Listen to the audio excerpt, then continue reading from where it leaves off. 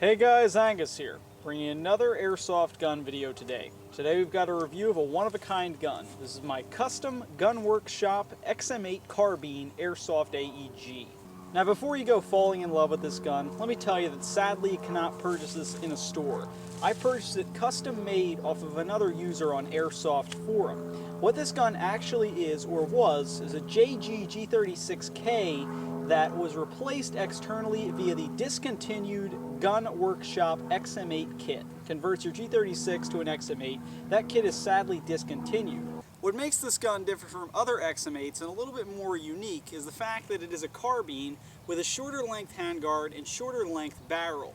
The user I purchased it from told me he did some custom work to get this gun into a carbine. However, judging by the front handguard, it looks like he simply just took a hacksaw to the front of the gun. Despite the look of the front handguard, I still think this gun is pretty cool. Probably some of you don't, being that the XM8 is really something you either love or hate.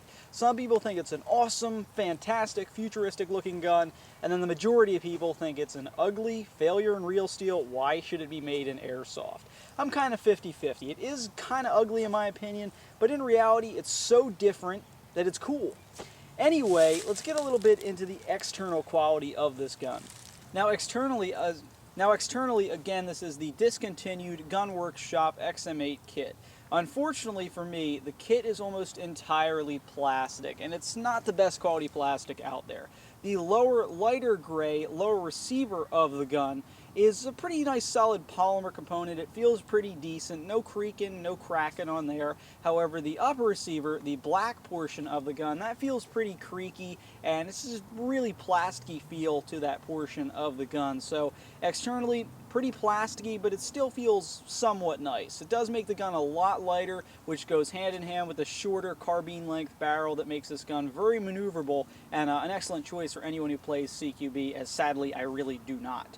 There are only a few metal pieces on this gun, and those are the outer barrel and threading, the 1.5 times magnification scope, and the trigger.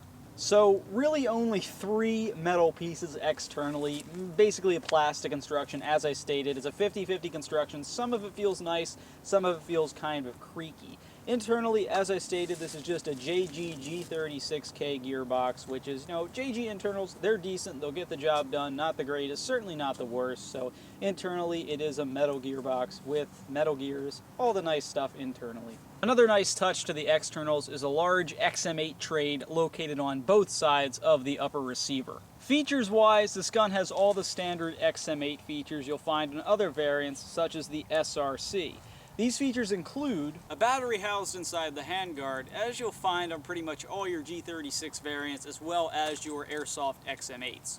Now normally when you deal with battery compartments inside the handguard, in order to access them and place the battery in, you have to pull off the whole handguard by ejecting a small pin. Now that's what I thought you had to do at first, but actually a really nifty piece about this custom XM8 is the fact that you don't have to take the handguard at all to access your battery compartment. Instead, underneath the handguard, there's a small rubber plate here that simply pops off. When you pop it off like so, here's the rubber plate, you will reveal your battery compartment and your small type connector. Now your battery compartment here is actually fairly spacious. I was able to fit a larger 9.6 volt 2300 milliamp nunchuck battery inside. If you ever do end up getting one of these, you can easily fit a 9.6 volt 1600 milliamp in there, as well as an 8.4 volt small type battery. So battery space in this gun I found to be rather spacious. A little bit different than some of your other XM8 or G36 variants out there, even with the shorter handguard. The gun also features standard counterclockwise threads. Then moving farther back on the gun, we have your magazine and magazine well area. Now I figured I'd talk a little bit about this. When I first got the gun, as I said, I purchased it used off of Airsoft forum. I did get 1 JG high cap as well as 5 Tokyo Marui standard or 30 round capacity magazines. Now the magazine well, it's rather loose. Magazine wobbles quite a bit inside the mag well. In order to eject the mag, you simply push your standard ejection piece, same as on the G36, and the mag will pop out. Now this high cap does not feed in the gun unless you hold it a certain way and continue to jiggle it around constantly when you're trying to fire with the gun. The Marui mags feed flawlessly, however the high cap doesn't really want to. It works like your standard high cap, wound at the bottom, feeds through the top, and is loaded through the top. Holds 470 rounds. It'll feed sometimes, but otherwise it will not. And what's nifty about having an XM8 and the G36 style magazines, which is what all XM8s take, is that you can attach them together via the hooks on the sides, as is standard with G36 mags. So truthfully, when running this XM8, or any other XM8 for that matter, you don't even need a vest. Just hook your mags up underneath. In order to put the mag back in, simply pops in like so. It clicks like it's going to feed, however it does not feed when I pull the trigger on the gun.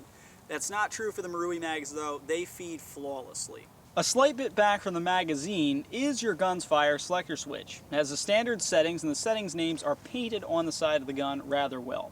Top setting is safe, trigger cannot be pulled. Middle setting is semi, firing 1 BB each time the trigger is squeezed. And the bottom setting is full auto, where when you pull the trigger, a burst of BBs will come out. This fire selector switch is rather stiff and can get stuck between settings. The selector switch is also ambidextrous, being located on both the left, shown here, as well as the right side of the gun. Another key feature here on my XM8 Carbine is its standard, typical XM8 style scope. It's basically the same scope you're going to find on your other G36E or G36K variants. The scope is 1.5 times magnification. Going to go ahead and try and show you a little bit of the zoom. It does have the standard little crosshair in the middle so you can line up with your shot, and the user I purchased this one was kind enough to send this to me with the scope already sighted in. Another feature of the XM8 that my Carbine does have is the standard collapsible stock, shown here in the longest position.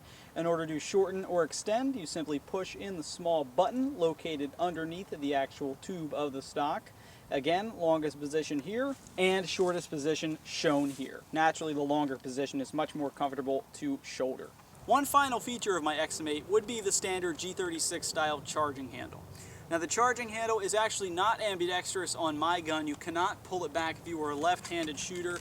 Pulling it back with your right hand, you can't do that. You can only do it holding it right-handed using your left hand. It'll pull back to the left side of the gun, but it won't to the right for some reason.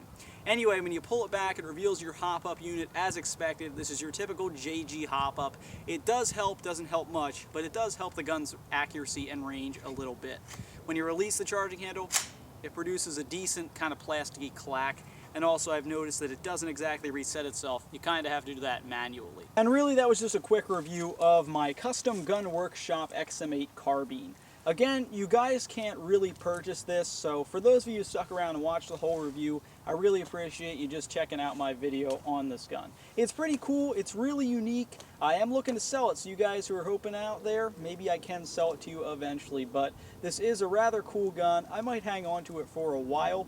Just the whole theory of being unique. If you're looking for an XM8, frankly, considering this gun has basically the main features of the XM8, I think they're a pretty nice gun. They definitely are a little ugly, but otherwise, features-wise, they're rather comfortable, especially the nice stock as well as a nice scope. I just hope you don't get stuck with the magazine issues I had. So with that being said, guys, this has just been a quick little, almost overview of my custom XM8 Carbine. Thanks for watching, guys. Please subscribe.